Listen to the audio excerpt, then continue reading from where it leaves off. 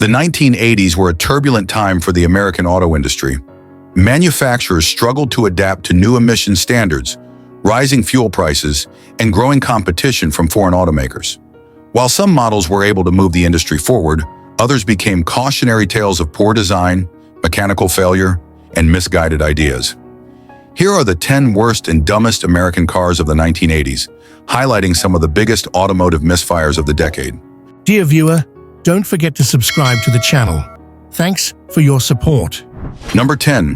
The 1980 Dodge Aspen was one of the last models in Dodge's midsize lineup before it was replaced by the Aries. Introduced in 1976 as part of Dodge's efforts to produce a more economical and practical car during the mid-1970s oil crisis, the Aspen was initially well received.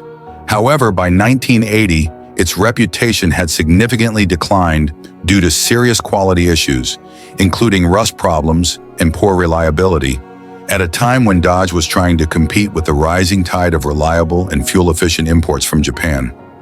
The Aspen followed typical 1970s design cues with a boxy, angular shape. By 1980, however, this style was starting to feel outdated, especially as more modern and aerodynamic designs were coming from both domestic and foreign automakers. The 1980 Aspen had a relatively conservative front grille, flanked by rectangular headlights.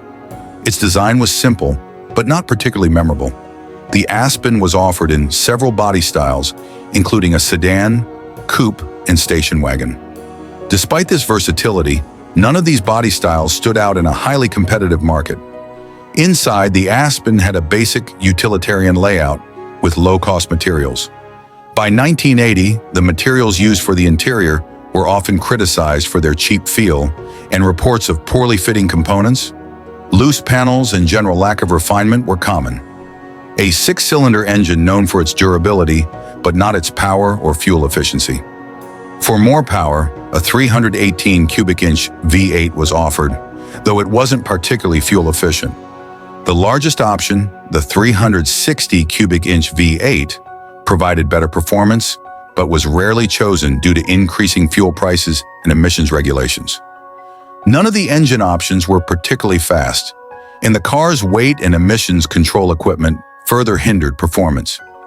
As fuel efficiency became a priority in the late 1970s, the Aspen struggled. Even with its smaller engines, it couldn't compete with imports like the Toyota Corolla or Honda Accord, which were much more efficient. The Aspen was designed to be a comfortable, practical car for families.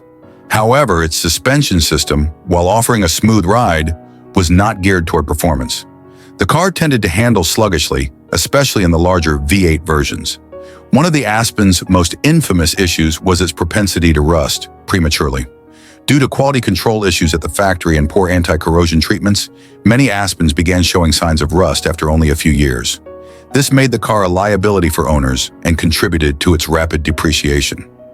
The 1980 Aspen suffered from widespread quality control problems, including misaligned panels, weak brakes, and transmission issues.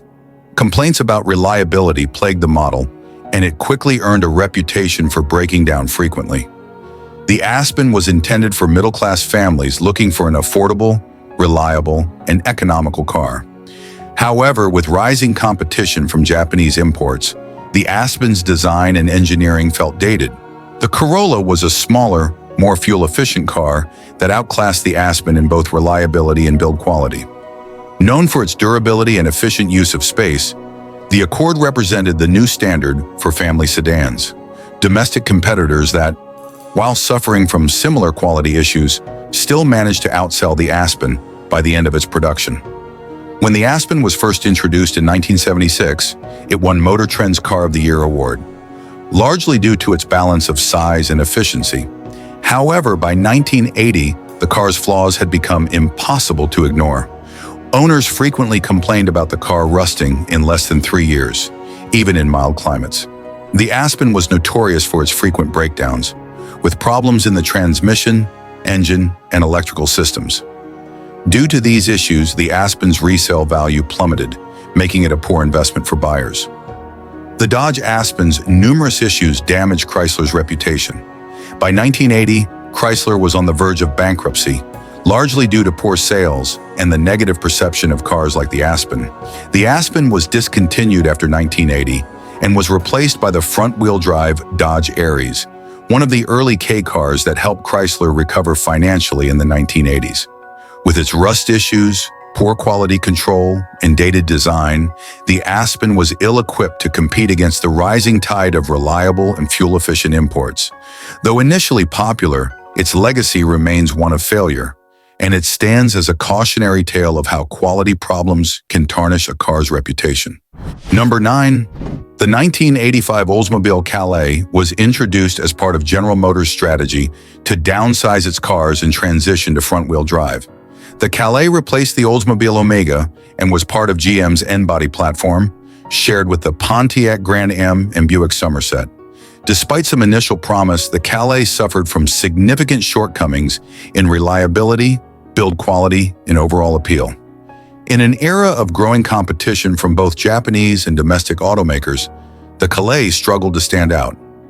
The 1985 Oldsmobile Calais featured a generic, boxy design typical of mid-1980s GM products.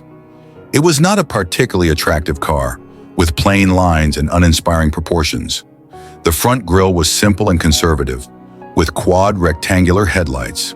The design lacked the sophistication and refinement that other compact cars of the time were beginning to adopt.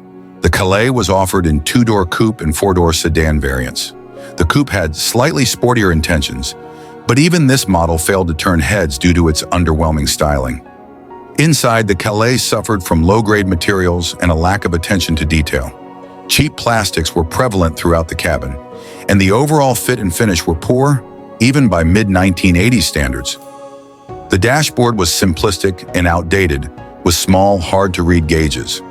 Despite being a compact car, the cabin was not particularly spacious, and rear seat legroom was limited. The seats were not particularly supportive, and the interior design lacked any distinctive features that would make the car feel comfortable or upscale. The 1985 Calais came with a range of engines, but none offered impressive performance, even for a compact car. The base engine was GM's Iron Duke Inline-4, which was known for its durability, but not for its refinement or power. It produced around 92 horsepower, which made the Calais feel sluggish. An optional V6 engine offered slightly more power, with about 125 horsepower, but it was still underwhelming compared to some competitors' engines. The Calais was offered with either a 5-speed manual transmission or a 3-speed automatic. The manual helped eke out a little more performance, but the automatic was lethargic, further dampening the driving experience. The 1985 Calais was not a fast car by any means. Even with the V6, acceleration was lackluster, and the car struggled to provide any sense of excitement on the road. The switch to front-wheel drive was intended to modernize Oldsmobile's compact offering, but the execution was flawed. The handling was imprecise, with excessive body roll during cornering. While the ride was relatively smooth on straight roads, the suspension system was poorly tuned, leading to a lack of control and stability at higher speeds or on winding roads. The Calais felt disconnected from the road, a trait that frustrated drivers who expected more from a car in this segment. The steering was vague, and braking performance was average at best. The car lacked the agility and sharp handling of competitors like the Honda Civic or Toyota Corolla, both of which had better engineered front-wheel drive systems. One of the main reasons the Calais is remembered poorly is its reliability. Owners reported frequent mechanical problems, and the car suffered from GM's overall decline in quality control during the 1980s. The Iron Duke engine, while known for its durability, was not immune to issues in the Calais. Misfires, oil leaks, and overheating were common complaints. Both the manual and automatic transmissions had durability problems, with owners reporting early failures or rough shifting. Like many GM cars of this era, the Calais experienced electrical problems, including malfunctioning power accessories, faulty gauges, and inconsistent dashboard lighting. The Calais was aimed at younger buyers and small families looking for an affordable, compact car. However, its shortcomings in performance, design, and reliability made it less appealing than other options. The poor reception of the Calais, along with other lackluster models from Oldsmobile in the 1980s, contributed to the brand's slow decline. By the 1990s, Oldsmobile was struggling to remain relevant, and GM eventually discontinued the brand in 2004. The Oldsmobile Calais was replaced by the Oldsmobile Achieva in 1992, which continued Oldsmobile's trend of unremarkable and uninspired vehicles. The 1985 Oldsmobile Calais was a weak entry in Oldsmobile's lineup at a time when the brand was struggling to compete with imports and the shifting demands of the American car market. Its bland styling, poor reliability, and uninspiring performance doomed it to obscurity, and it is remembered today as one of Oldsmobile's less successful models. Number 8. The 1980 AMC Eagle is often credited as one of the first crossover vehicles, blending the characteristics of a traditional passenger car with the off-road capabilities of an SUV. It featured four-wheel drive, which was rare in a passenger vehicle at the time, and a raised suspension that allowed for better ground clearance. While its innovation was forward-thinking, the Eagle suffered from several critical flaws that limited its success in the market. The Eagle's design was largely based on the AMC Concord, a traditional sedan and station wagon that was given an elevated stance and rugged appearance. This meant that while the vehicle had off-road capabilities, it still looked more like a conventional car than a true SUV. The styling was functional but boxy and utilitarian, lacking the sleek, modern lines of competing vehicles from other manufacturers. The Eagle was available in a variety of body styles, including a sedan, station wagon, and coupe, with the wagon being the most popular. The wagon's larger cargo area made it the most practical for the crossover concept, but none of the body styles were particularly attractive or innovative in terms of design.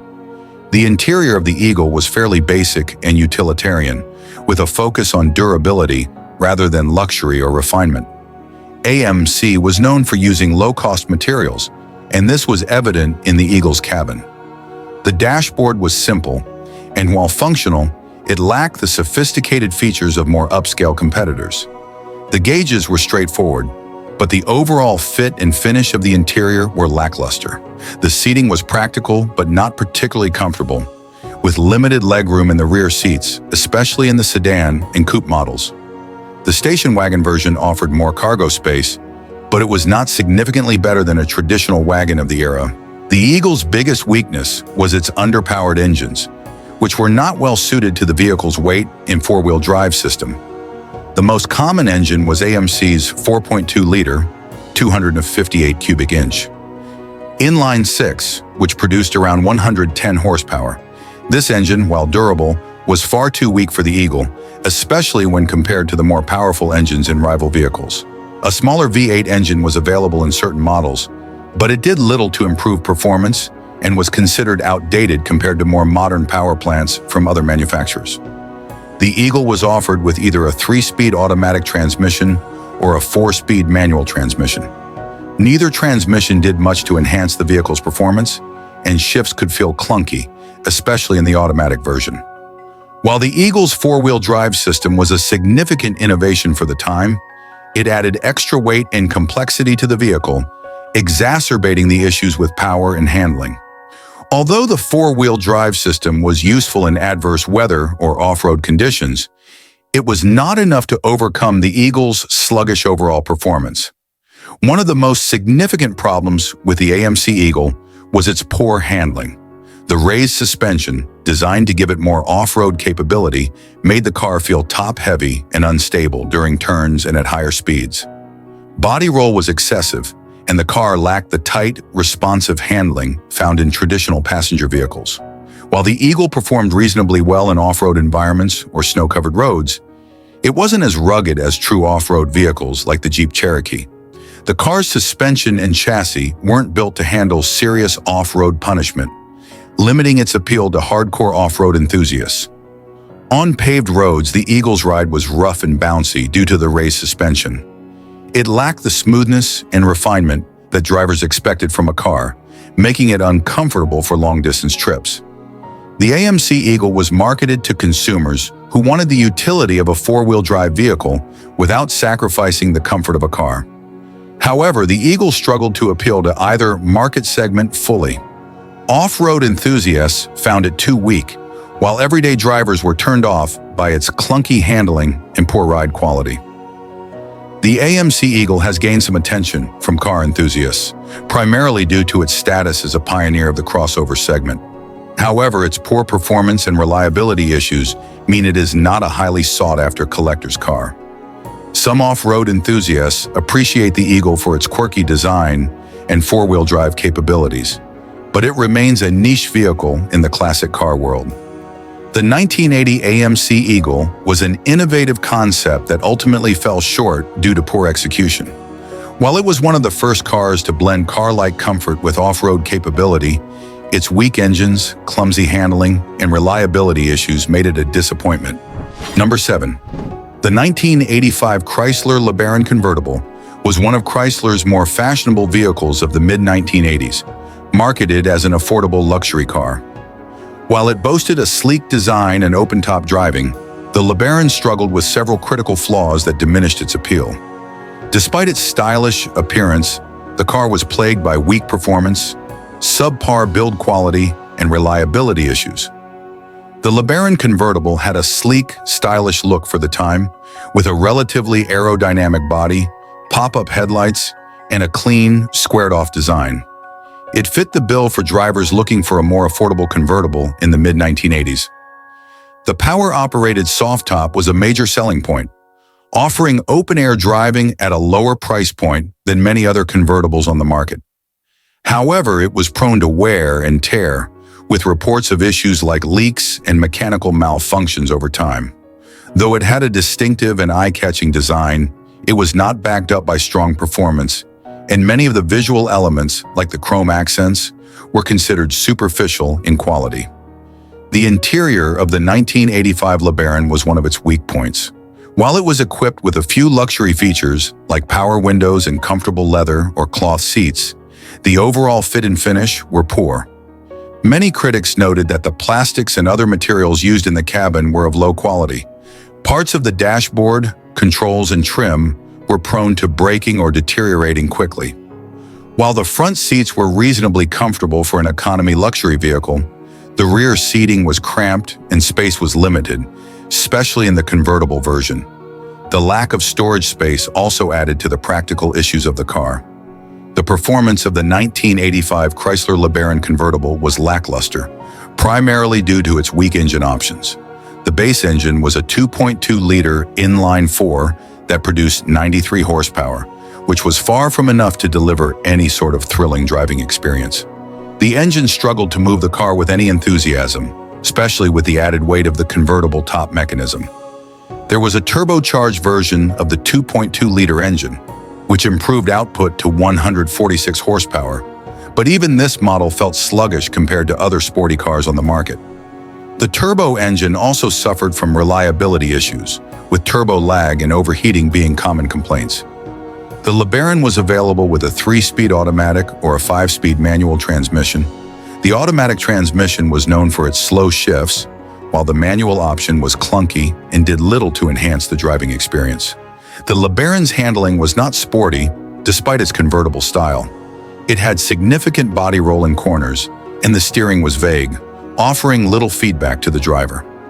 The car had a soft suspension that was more focused on comfort than performance.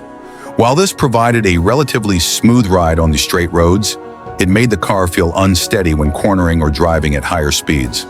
For drivers looking for a fun and responsive convertible, the LeBaron was a disappointment. The braking performance was also subpar, with long stopping distances that further diminished driver confidence. One of the most significant problems with the LeBaron was its poor reliability. Owners frequently reported issues with the engine, transmission, and electrical systems. The turbocharged models in particular were known for their frequent breakdowns and required more maintenance. As mentioned, the use of cheap materials in the interior meant that parts of the car would wear out prematurely. The seats, dashboard, and interior panels were prone to cracking and fading, and the convertible top often developed leaks over time, leading to water damage in the cabin. The LeBaron also had issues with rust, particularly in regions with harsh winters where road salt was used. The body panels and undercarriage were not well protected against corrosion, reducing the car's longevity. Chrysler aimed the LeBaron at drivers who wanted a convertible with a touch of luxury without paying the high prices of more established luxury brands. It was marketed as a stylish car for professionals and those looking for affordable fun.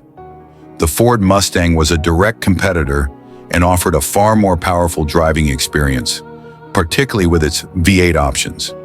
The Mustang was also more reliable and had a sportier image. The Camaro convertible also outperformed the LeBaron in terms of power and handling, with a better reputation for durability. Cars like the Mazda RX-7 and the Toyota Celica convertible offered better build quality, reliability, and more refined driving dynamics, making them more appealing alternatives in the small convertible market. The 1985 Chrysler LeBaron convertible is a car remembered more for its stylish design and affordable price than for its driving experience or reliability. Number 6. The 1980 Chevrolet Citation was General Motors' ambitious attempt to produce a revolutionary front-wheel drive compact car, marking a major shift for the company away from larger rear-wheel drive vehicles. As part of GM's new X-Body platform, the Citation was intended to offer better fuel efficiency, a more modern design, and a competitive response to the growing number of smaller, more efficient imports, particularly from Japan. Unfortunately, the Citation was marred by numerous quality issues, poor reliability, and multiple recalls, making it one of the most infamous vehicles in GM's history. The Citation had a boxy hatchback body style that was considered modern at the time of its release. It was designed to maximize interior space while keeping the vehicle's footprint compact. The Citation was available as a 2-door coupe, 3-door hatchback, and 4-door sedan, giving consumers a range of options. Despite these choices, the car's plain and uninspired styling failed to stand out in the increasingly competitive compact car market. One of the positives of the design was the car's relatively large interior and cargo space for its size, particularly in the hatchback version. However, its boxy shape and awkward proportions made it less appealing visually compared to some of its competitors. Inside, the Citation offered a reasonably roomy cabin with seating for 5. However, much like the exterior, the interior was bland and suffered from the use of cheap materials. The dashboard was basic, with cheap plastics dominating the interior. The layout was functional but not particularly modern or aesthetically pleasing. The seating was adequate but not particularly comfortable for long trips, and the interior materials showed premature wear and tear, with trim pieces often falling apart or breaking. The Chevrolet Citation offered a range of engines, but none provided particularly impressive performance, especially when combined with the car's weight and design. The base engine was the 2.5-liter inline-4, which produced a modest 90 horsepower. This engine was designed for fuel efficiency, but its performance was lackluster, making the Citation feel underpowered and slow to accelerate. For those seeking more power, GM offered a 2.8-liter V6, which provided 115 horsepower. While this engine improved acceleration, it was still not enough to make the Citation competitive with sportier or more refined compact cars from rivals. The car was available with either a 3-speed automatic or a 4-speed manual transmission. Both transmissions were known for their clunky operation and frequent mechanical issues. The front-wheel drive system was a new concept for GM at the time, and while it offered advantages in terms of interior space and fuel economy, it was not executed well. The car had torque steer issues, where the vehicle would pull to one side under heavy acceleration, making it difficult to handle. One of the biggest criticisms of the Citation was its poor handling. Despite GM's claims that the front-wheel drive system would improve road performance, the car was plagued by significant understeer, the tendency to lose grip and slide when turning, especially in wet conditions.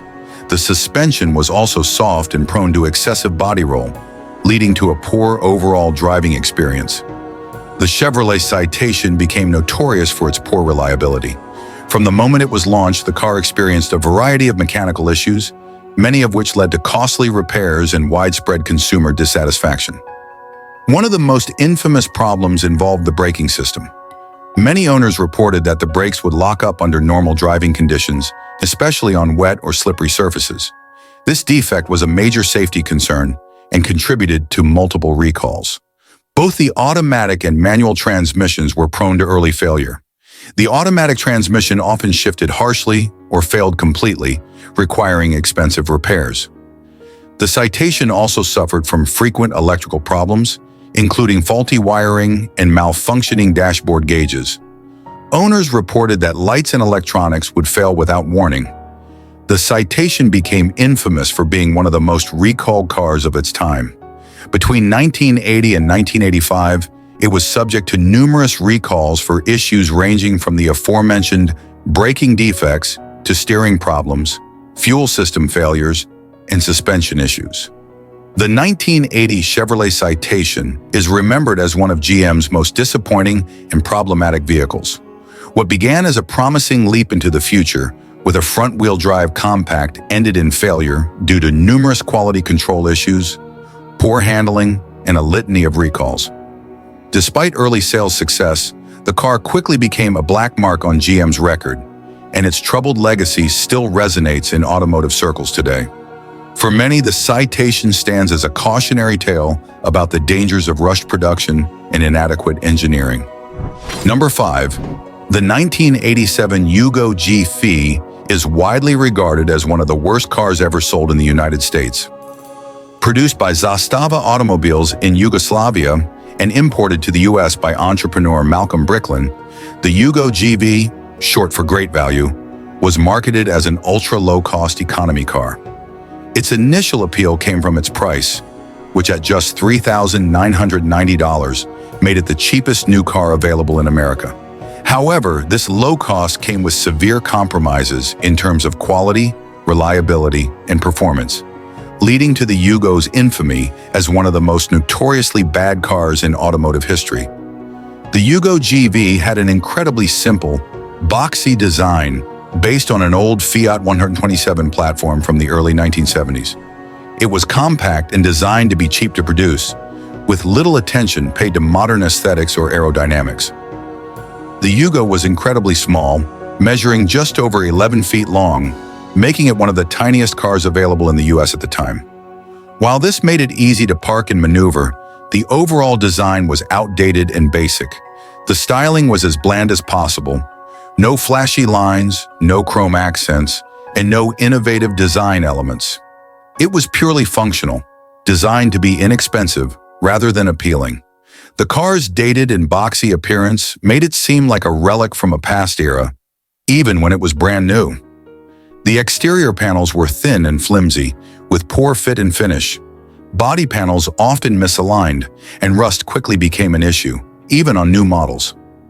The interior of the Yugo GV was Spartan and uncomfortable, with cheap materials used throughout. The dashboard was extremely basic, made from hard plastics that felt fragile.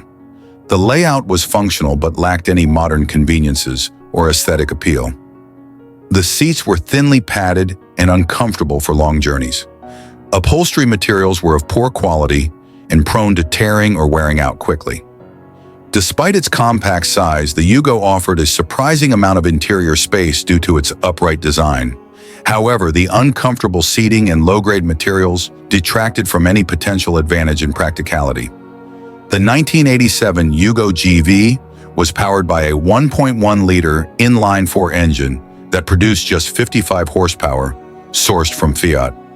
This low output meant that the car was incredibly slow, with 0 to 60 miles per hour, times exceeding 14 seconds. The lack of power made the Yugo painfully slow, struggling to keep up with traffic or merge onto highways. The sluggish acceleration was particularly dangerous on high-speed roads, as the car struggled to reach or maintain safe speeds. The Yugo's top speed was just 86 miles per hour, but reaching this speed was a challenge, and the car was unstable at higher speeds due to its poor handling and lightweight design. The Yugo GV came with a 4-speed manual transmission. While this was a common transmission choice at the time, the shifting action was clunky and imprecise, adding to the car's overall lackluster driving experience.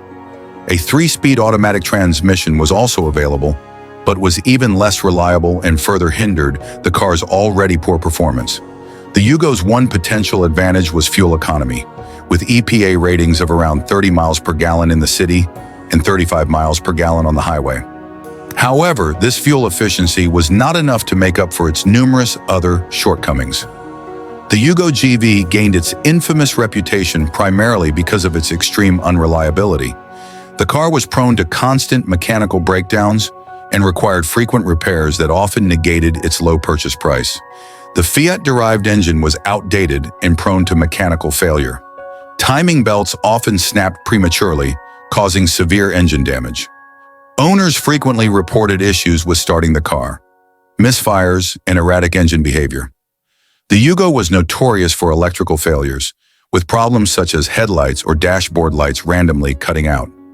The electrical system was poorly designed and constructed, often leading to short circuits or total failure. Many of the car's components were of such low quality that they would break or wear out within months of ownership.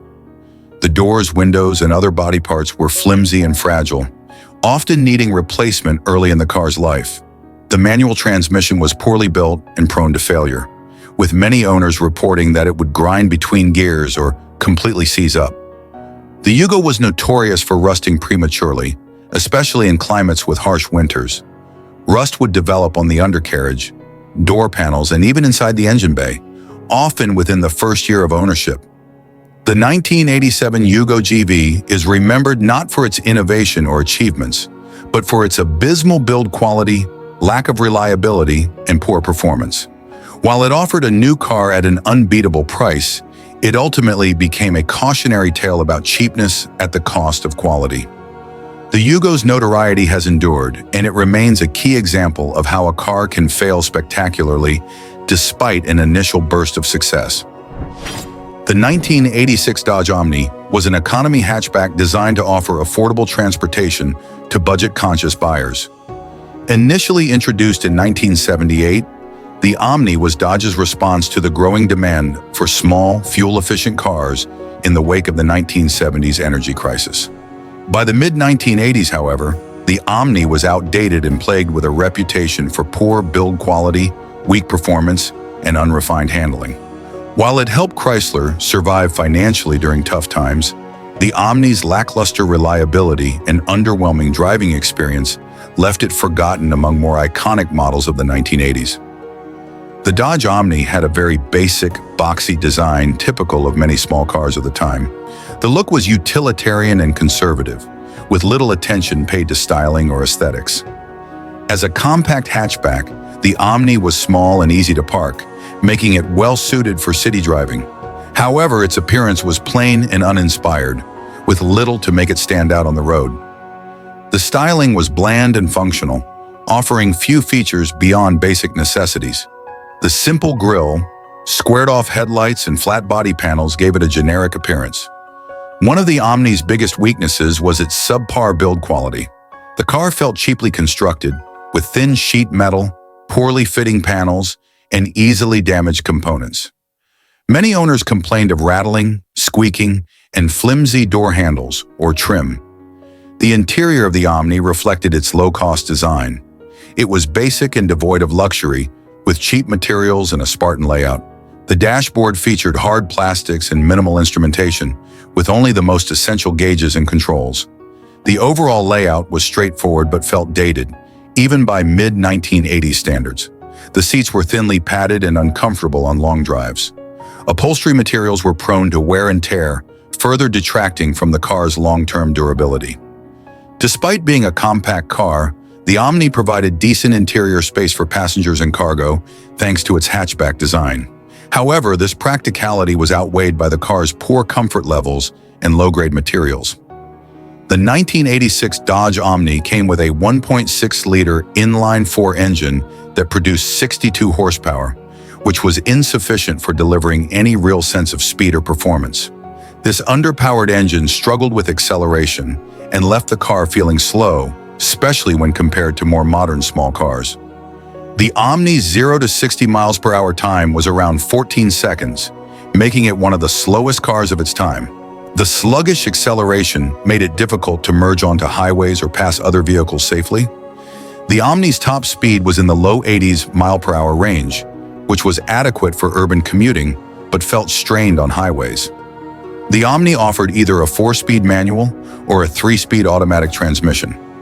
Neither option provided a particularly smooth or enjoyable driving experience.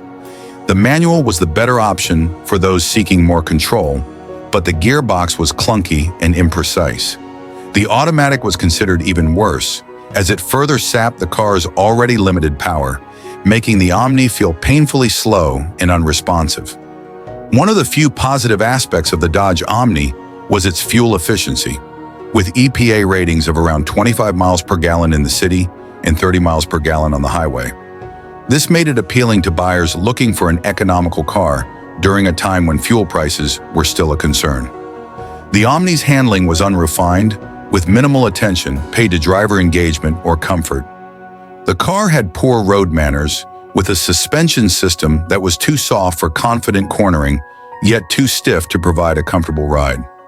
The steering was vague and lacked precision, making the car feel unresponsive and difficult to maneuver at higher speeds. It had excessive body roll, especially in corners, and felt unstable during quick lane changes. The ride quality was mediocre at best, with a suspension that did little to absorb road imperfections. Bumps and potholes were easily felt inside the cabin, leading to an uncomfortable driving experience. Despite its flaws, the Dodge Omni was initially popular due to its low price and fuel efficiency. It was marketed as an affordable, practical car for families and first-time buyers. However, by the mid-1980s, its sales were starting to decline as it became outdated and unreliable compared to competitors like the Honda. Automotive reviewers were harsh in their assessment of the Omni, frequently criticizing its unrefined driving experience, poor build quality, and lack of power. While some buyers appreciated its low running costs, most found that the car's long-term reliability issues outweighed any short-term savings. The 1986 Dodge Omni was a car that failed to evolve with the times. It offered little in terms of performance, handling, or build quality, making it a forgettable and uninspiring vehicle. Number 3, the 1984 Pontiac 6000 STE was marketed as a performance-oriented sedan, part of Pontiac's push to position itself as a brand synonymous with sporty driving and style. However, despite its ambitious marketing, the 6000 STE failed to deliver on its promises.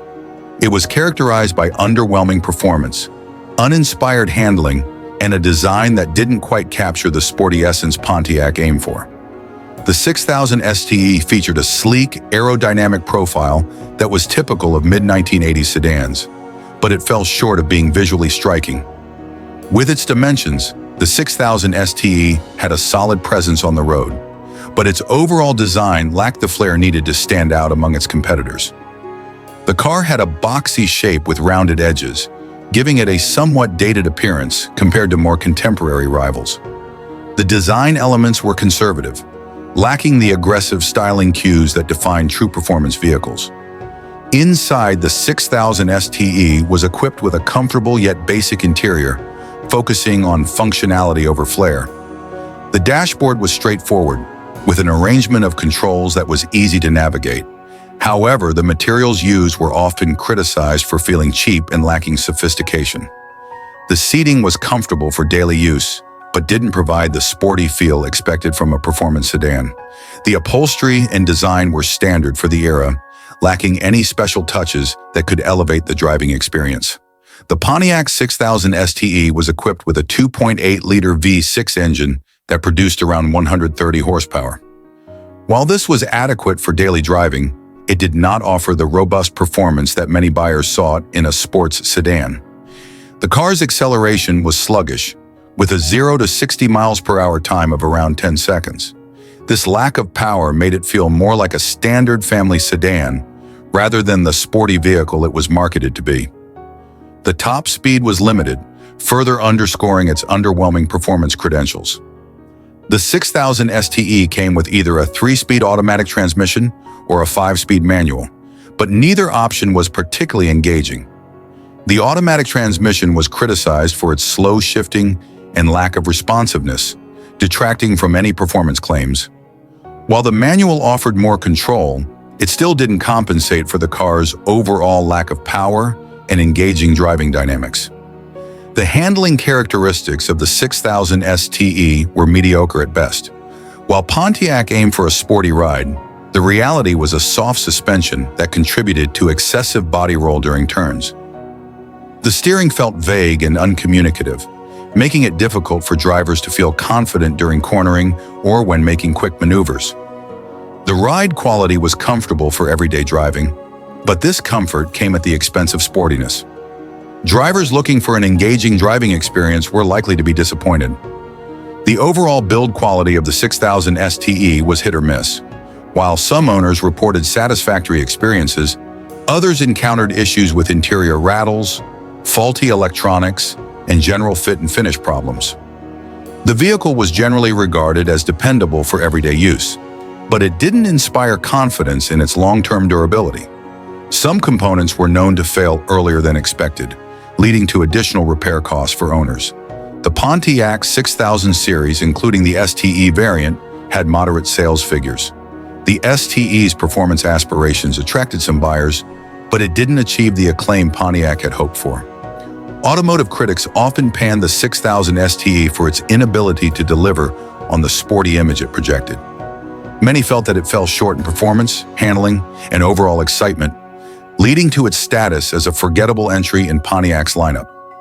Legacy the 6000 line continued into the late 1980s, but the STE model never gained significant traction as a performance sedan. It was eventually phased out as consumer preferences shifted toward more powerful and dynamic vehicles. Today, the 1984 Pontiac 6000 STE is often remembered as an example of overpromising and under-delivering in the automotive market. While it contributed to Pontiac's lineup during a transitional period for the brand, it ultimately lacked the performance credentials that enthusiasts desired. The 1984 Pontiac 6000 STE was an ambitious attempt by Pontiac to create a performance sedan, but ultimately fell short of expectations. With its underpowered engine, lackluster handling, and uninspired styling, it failed to resonate with consumers seeking excitement in their vehicles. As a result, the 6000 STE remains a footnote in the history of Pontiac and a reminder of the challenges faced by automakers trying to balance performance and practicality during the 1980s. Number 2. The 1980 Lincoln Versailles was introduced as Lincoln's attempt to enter the compact luxury market, but it ended up being widely criticized as a poorly executed model. Essentially a rebadged Ford Granada, the Versailles struggled to live up to the luxury brand's reputation, featuring dated styling, subpar performance, and a lack of refinement. The Versailles borrowed heavily from the Granada, which contributed to its dated appearance. With its boxy shape and conservative lines, the Versailles failed to stand out in a market that was beginning to embrace more modern designs. While it featured some luxury touches like padded vinyl roofs and chrome accents, these elements did little to elevate its overall aesthetic. Many viewed the design as uninspired and lacking the elegance expected from a Lincoln. Although it was equipped with leather seats and wood veneer, the quality of materials was often criticized. Many owners noted that the interior felt cheap and didn't offer the premium feel associated with Lincoln vehicles. The dashboard layout was functional but lacked sophistication. The controls were not intuitive, and the overall design felt more akin to a regular sedan rather than a luxury car. The Lincoln Versailles was equipped with a 5.0-liter V8 engine, which produced around 140 horsepower. While adequate for daily driving, it was underwhelming for a luxury vehicle. The engine performance was considered sluggish, leading to a lack of excitement for those accustomed to the more powerful engines offered in other luxury models of the era. The engine did provide decent fuel economy for a luxury car, but this was not enough to compensate for the overall lack of performance. The Versailles came with a 3-speed automatic transmission that did not enhance the driving experience. Many felt it was slow to respond, contributing to the car's lack of performance. The Versailles featured a suspension setup designed for comfort, but it struggled with body roll during turns, undermining any sense of sportiness. The steering was vague, making it difficult for drivers to feel connected to the road. This lack of responsiveness further detracted from the luxury experience. While it aimed to provide a comfortable ride, many drivers found it cumbersome and lacking the refined driving dynamics expected in a luxury sedan. It felt more like a standard mid-size car than a luxury vehicle, which was disappointing for potential buyers. The build quality of the Versailles was inconsistent. Many owners reported issues with trim pieces and interior fittings that were not up to par with Lincoln's standards. Reliability varied among models, with some owners experiencing frequent repairs related to electrical components and mechanical issues. This undermined the reputation of the Lincoln brand, which was known for its quality and durability. While the Versailles had initial interest, it struggled to maintain sales momentum. Many consumers opted for more established luxury brands or models that offered better performance and refinement. Automotive critics were quick to point out the Versailles' shortcomings. It was often panned for being too closely related to the Ford Granada, which tarnished its image as a luxury vehicle. The overall consensus was that it did not live up to the standards expected from Lincoln. The Lincoln Versailles was discontinued after the 1980 model year due to poor sales and negative reception. The Versailles remains a cautionary tale in automotive history about the challenges of entering new market segments without sufficient differentiation from existing models. Its failure to resonate with consumers highlighted the importance of maintaining brand identity and quality, especially in the luxury segment. The 1980 Lincoln Versailles serves as an example of how an ambitious idea can falter without proper execution. By being a rebadged Ford Granada, it failed to establish its own identity and lacked the luxury and refinement that buyers expected from the Lincoln brand. Its dated styling, underwhelming performance, and quality issues ultimately led to its decline, making it a forgettable entry in the history of luxury vehicles. Number 1. The 1984 Dodge Daytona Turbo Z was part of Chrysler's attempt to create an affordable, sporty compact car during the 1980s. While it sported a turbocharged engine and a sleek design aimed at appealing to a younger audience, it ultimately suffered from performance issues, reliability concerns, and turbo lag that undermined its intended sporty image. The Daytona Turbo Z featured a sporty hatchback design with a sloping roofline and aggressive front fascia, giving it an appealing aerodynamic look. The Turbo Z model came equipped with unique decals and sporty trim, enhancing its visual appeal.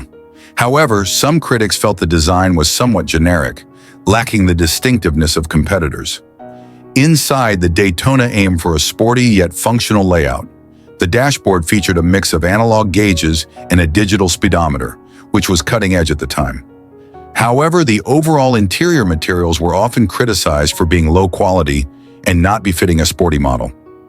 The seats offered decent comfort for front passengers, but rear seating was cramped and cargo space was limited, making it less practical for everyday use. The Daytona Turbo Z was powered by a 2.2-liter turbocharged inline-4 engine, which produced about 150 horsepower.